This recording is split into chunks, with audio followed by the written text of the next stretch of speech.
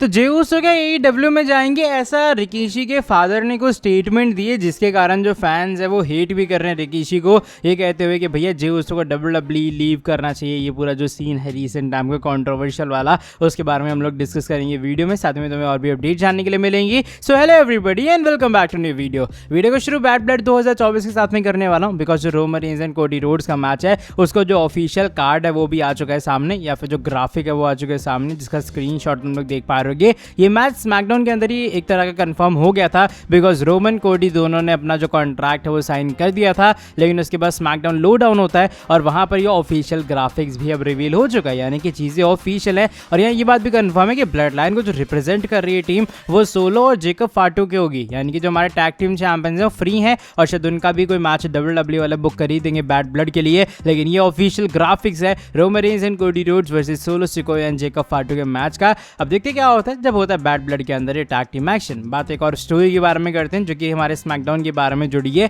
अब स्मैकडाउन को लेकर एक नहीं एंड रोमन रेंज को लेकर एक नहीं बल्कि मल्टीपल स्टोरीज हैं। पहले बात हम लोग करते हैं इस चीज के बारे में कि WWE वाले पहले रोमन रेंज को ओपनली एडवर्टाइज नहीं कर रहे थे, लेकिन एक सॉर्ट ऑफ में इनडायरेक्टली एडवर्टाइज भी कर रहे थे जब वो रोमन रेंज को अपने ग्राफिक्स वगैरह के अंदर यूज कर रहे थे स्मैकडाउन सीजन प्रीमियर के। तो बताया जा रहा है कि हाँ WWE उतना ओपनली नहीं रोमन रेंज को डिस्कस कर रही थी या फिर उतना ओपनली रोमन रेंज को मेंशन नहीं कर रही थी कि वो स्मैकडाउन सीजन प्रीमियर पे आएंगे, बिकॉज WWE से चाह रही थी कि वो एक सरप्राइज की तरह है। मान लो 100 लोगों में से 10 लोगों को पता भी है कि रोमन रेंज आ रहे हैं और 90 लोगों को नहीं पता है, तो WWE का टारगेट हो तो 90 लोग होंगे ना कि भाई उनको हम लोग टारगेट करते हैं, उन्हें सरप्राइज देने का ट्राई करते हैं। और ये वो रीजन है कि WWE वाले सही से रोमन रेंज को एडवर्टाइज नहीं कर रहे थे स्मैकडाउन सीजन प्रीमियर के लिए। एंड हाँ, रोमन रेंज स्टार्टिंग से ही एक तरह के प्लान्ड थी कि इस वाले शो पे कम बैक करने वाले हैं, बिकॉज WWE जानती थी बड़ा शो है और वहां पर उन्हें रोमन रेंज की जरूरत पड़ेगी। बात अगर मैं रोमन रेंज के बारे में कर रहा हूं तो रोमन रेंज की इंपैक्ट के बारे में भी बात कर लेते हैं, बिकॉज हमारे ट्राइबल चीफ के कमबैक ने एक बार फिर से WWE को कुछ भारी भरकम नंबर्स दे दिए।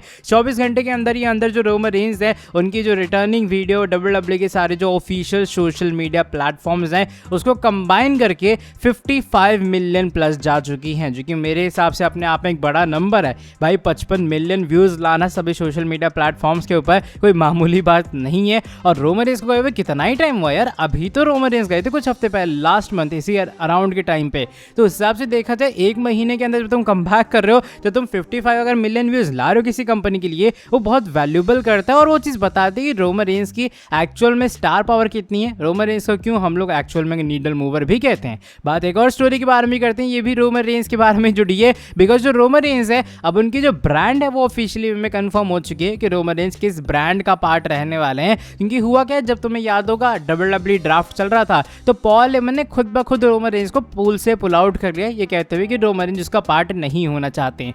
इसका मतलब है कि रोमन रेंज कोई भी ब्रांड के लिए साइन नहीं थे, वो फ्री एजेंट थे। लेकिन जैसे ही स्मैकडाउन खत्म हुआ है WWE वालों ने क्या किया है, उन्होंने अब रोमन रेंज को जो है वह स्मैकडाउन सुपरस्टार एडवर्टाइज करना स्टार्ट कर दिया अपनी ऑफिशियल वेबसाइट के ऊपर। अगर तुम जाओगे www.com/superstars पे तो वहां पर अगर तुम रोमन रेंज की प्रोफाइल ओपन करोगे, अब रोमन रेंज की प्रोफाइल के ऊपर एक स्मैकडाउन का लोगो तुम्हें देखने के लिए मिलेगा, यानी कि रोमन रेंज अब एक ऑफिशियली स्मैकडाउन के सुपरस्टार हैं। इससे पहले कोई भी लोगो नहीं था क्योंकि वो फ्री एजेंट की तरह WWE ने ट्रीट कर रही थी, लेकिन ये सब ऑफिशियली वे में रोमन रेंज है वो स्मैकडाउन का पार्ट बन चुके हैं।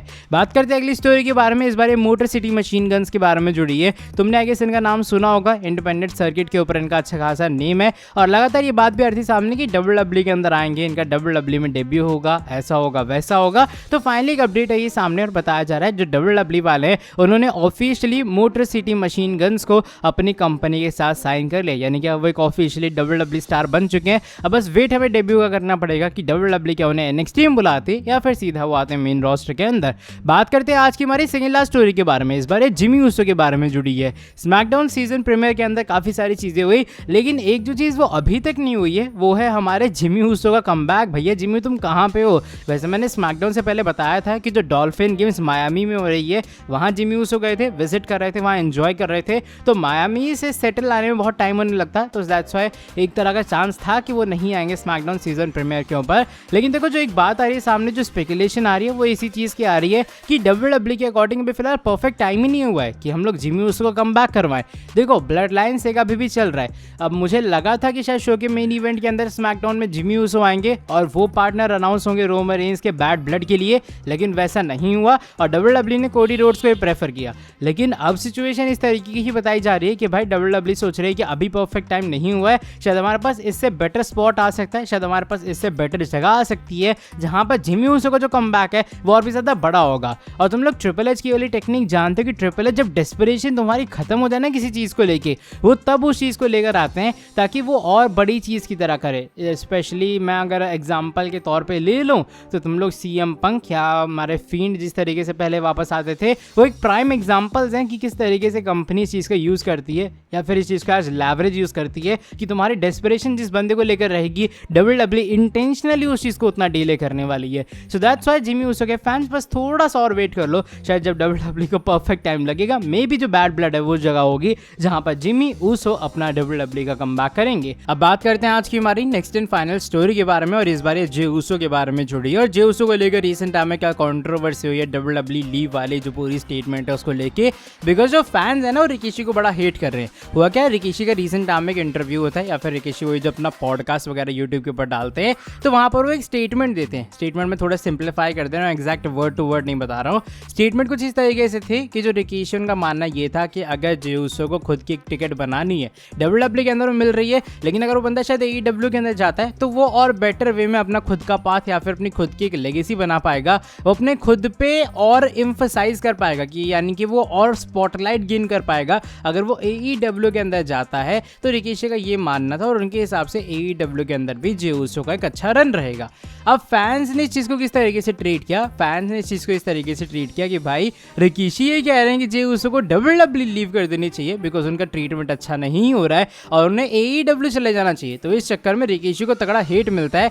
एंड फाइनली जो रिकीशी स्टेटमेंट को ना अपने एक और पॉडकास्ट के अंदर क्लैरिफाई करते हुए नजर आए। रिकीशी कहते हैं भाई जो फैंस है ना उनकी स्टेटमेंट को गलत तरीके से यूज कर रहे हैं। उनका कभी कहने का मतलब ये नहीं था कि जे ऊसो को WWE को लीव करना चाहिए, AEW में जाना चाहिए। और वो WWE को हेट क्यों ही करेंगे, बिकॉज वो WWE को बहुत पसंद करते हैं, उनकी लेगेसी वगैरह सब चीज़ें तुम जानते हो। और जे ऊसो WWE के अंदर बहुत अच्छा ग्रो कर रहे हैं। वो जैसे एक आइडिया था, वो जो एक सजेशन था कि भाई AEW में बिकॉज जे ऊसो की पॉपुलैरिटी लगातार बढ़ रही है तो शायद उस तरीके से जे ऊसो को वहाँ पे और ज़्यादा बड़ी अपॉर्चुनिटीज़ मिल पाएँ और WWE को सही टाइम पे जे को और भी ज़्यादा अच्छा यूटिलाइज करना चाहिए। कभी भी वो WWE के अगेंस्ट नहीं थे, कभी भी वो इस आइडिया के अगेंस्ट नहीं थे कि जे ऊसो को WWE के अंदर ही हमेशा रहना चाहिए। तो ये कुछ अभी फिलहाल कंट्रोवर्सी रिसेंट टाइम में हुई थी जिसके कारण रिकीशी को तगड़ा हेट मिला फैंस की तरफ से। अब देखा जाए स्टेटमेंट दोनों तरीके से सही है, मतलब मान लो मैं जे ऊसो फैन हो, तुम लोग मुझे कह रहे हो कि भाई जे ऊसो को AEW में एक अच्छा रन मिलेगा, तो मुझे तो वही लगेगा तुम ये कह रहे हो कि उसे WWE को लीव कर देना चाहिए। तो ये कुछ अभी फिलहाल सीरियस वाला थोड़ा सीन हुआ था रिकीशी के साथ में जिसको उन्होंने क्लैरिफाई भी किया। आई रियली होप तुम लोग को ये वाली वीडियो पसंद आई होगी। अगर तुम लोग को ये वाली वीडियो पसंद आई तो मैं वही पुराना काम करना है यार, नीचे वीडियो को लाइक कर देना है, चैनल को सब्सक्राइब कर देना है और बेल नोटिफिकेशन को कर देना है ऑन। बाकी अब मैं तुमसे मिलता हूँ आके अगली वीडियो के अंदर बहुत ज़्यादा जल्दी। And of course till then bye bye, take care.